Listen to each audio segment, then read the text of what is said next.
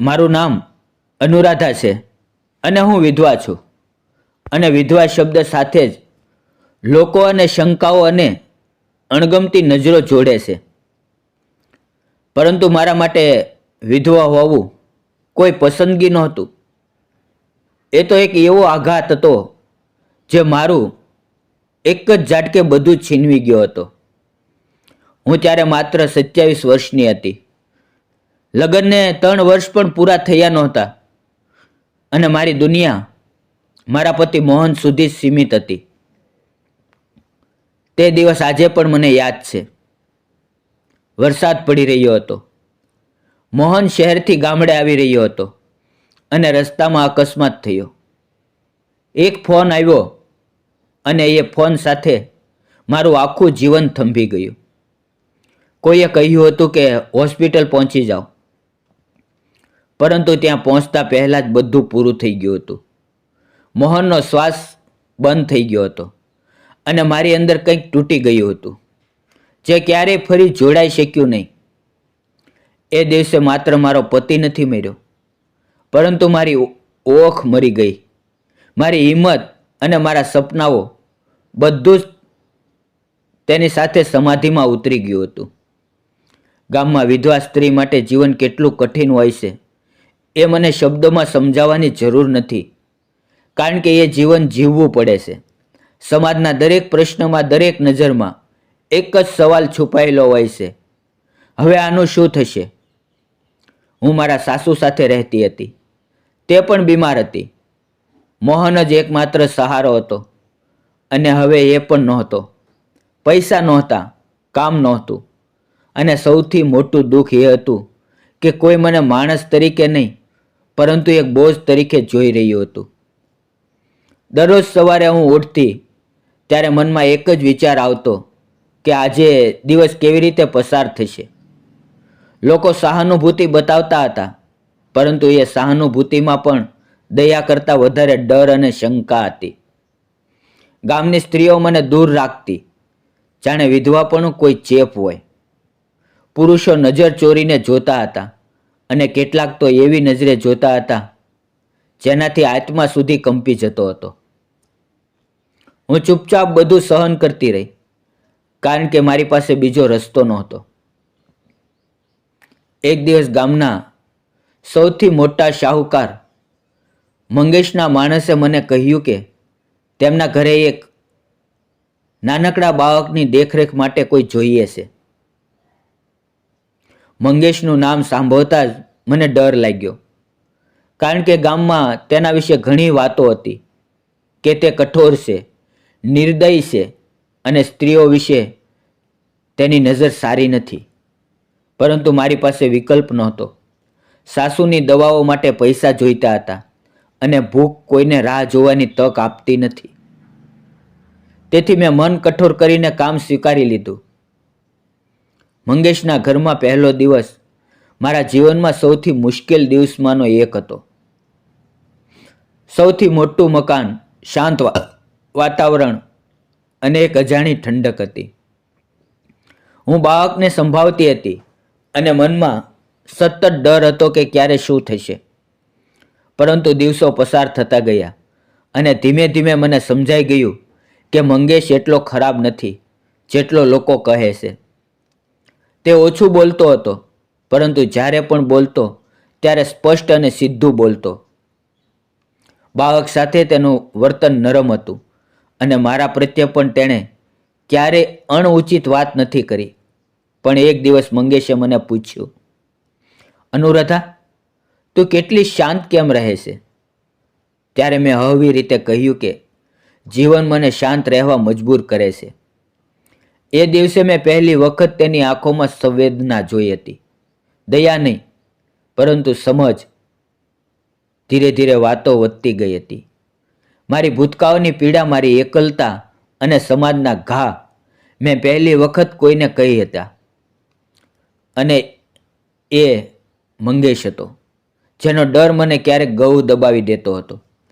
પરંતુ હવે એ ડર ધીમે ધીમે વિશ્વાસમાં બદલાઈ રહ્યો હતો. અને વિશ્વાસ એ એક એવી ચીજ છે જે તૂટેલા માણસને ફરી જીવતો કરે છે.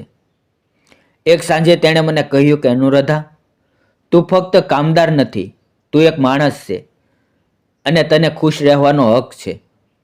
એ વાક્ય સાંભળીને મારી આંખોમાંથી આંસુ વહી ગયા. કારણ કે વર્ષો પછી કોઈએ મને એ યાદ અપાવ્યું હતું કે હું પણ ખુશ રહી શકું છું. એ દિવસથી મારા જીવનમાં એક નવો રંગ આવવા લાગ્યો હતો. હું જાણતી હતી કે સમાજ આ બધું સહેલાથી સ્વીકારશે નહીં. એક વિધવા સ્ત્રી અને એક શાહુકાર વચ્ચેનો સંબંધ લોકો માટે ગોપીશ હતો.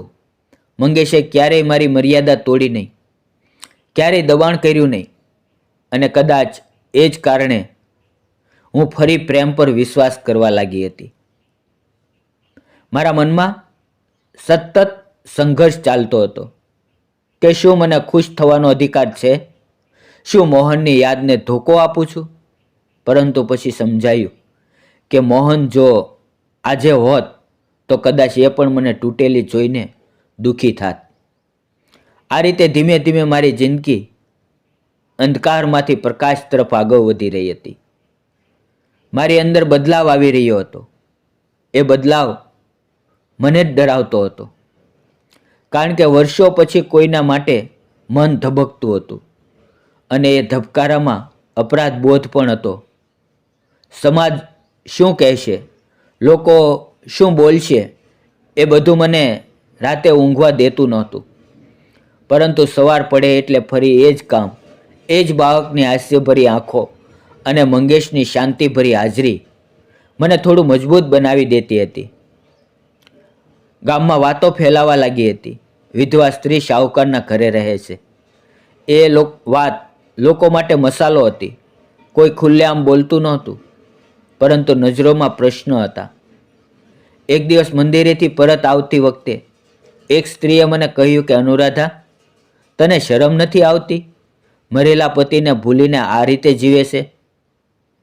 ત્યારે મને પહેલી વાર ગુસ્સો આવ્યો, પરંતુ મેં કંઈ કહ્યું નહીં, કારણ કે વર્ષો સુધી મેં મૌનને જ મારું રક્ષણ બનાવ્યું હતું. પણ એ રાત્રે હું બહુ રડી હતી. મંગેશે મને એમ જ રડતી જોઈ ત્યારે તેણે માત્ર એટલું જ કહ્યું કે જો તું ખોટી નથી તો દુનિયાને જવાબ આપવાની જરૂર નથી. એ શબ્દોમાં એટલી મજબૂતી હતી કે મને લાગ્યું કે કોઈ મારી બાજુમાં ઊભું છે. સમય જતાં મંગેશે મને સ્પષ્ટ કહી દીધું કે તે મને પસંદ કરે છે, પરંતુ કોઈ દબાણ વગર તેણે કહ્યું કે નિર્ણય તારો છે. હું ફક્ત એટલું જ ઈચ્છું છું કે તું પોતાને એકલી ન સમજે. એ સાંભળીને મારા મનની અંદર વર્ષોનું બંધન તૂટતું ગયું. પરંતુ જીવન એટલું સહેલું ક્યાં હતું? એક દિવસ ગામના પંચાયતના લોકોએ મંગેશને બોલાવ્યો અને કહ્યું કે આ સંબંધ ગામની ઇજ્જત બગાડી રહ્યો છે. વિધવા સ્ત્રી સાથે સંબંધ રાખવો ખોટું ઉદાહરણ છે. એ દિવસે મંગેશે સ્પષ્ટ શબ્દોમાં કહ્યું કે ઇજ્જત માણસના વર્તનથી નક્કી થાય છે, સંબંધોથી નહીં. અને અનુરાધા મારી સાથે છે એ કોઈ ગુનો નથી. એ દિવસે મેં પહેલી વખત સમાજ સામે મંગેશને મારી માટે ઊભો રહેતા જોયા અને મારી આંખોમાંથી આંસુ વહી ગયા. મિત્રો, પણ એ આંસુ દુઃખના નહોતા, પરંતુ સુરક્ષાના હતા. મારા સાસુનું અવસાન થયું ત્યારે હું સંપૂર્ણ રીતે તૂટી ગઈ હતી, પરંતુ મંગેશ મારી સાથે હતો. તેણે અંતિમ વિધિથી લઈને દરેક જવાબદારી સંભાળી. એ દિવસે મને સમજાયું કે જીવનમાં સંબંધ કાગળથી નહીં, પરંતુ સાથથી મજબૂત બને છે. થોડા સમય પછી અમે શહેરમાં રહેવા ગયા, કારણ કે ગામમાં દરેક દિવસ સંઘર્ષ બની ગયો હતો. શહેરમાં નવી શરૂઆત સરળ નહોતી, પરંતુ સ્વચ્છ હતી. ત્યાં કોઈ મને વિધવા તરીકે નહીં, પરંતુ એક સ્ત્રી તરીકે જોતું હતું. મેં એક નાનકડી નોકરી શરૂ કરી હતી અને મંગેશ ક્યારેય મને રોકી નહીં. તેણે હંમેશા કહ્યું કે તારી ઓળખ તારા પગ પર ઊભી થવાથી બને છે.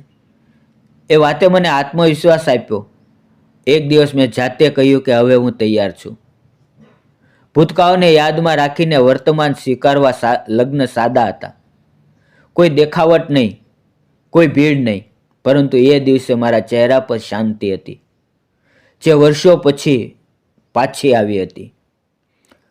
આજે જ્યારે હું આ વાર્તા કહી રહી છું, ત્યારે હું માત્ર અનુરાધા નથી, હું એક સ્ત્રી છું જેણે તૂટ્યા પછી પણ ઊભા રહેવાની હિંમત કરી.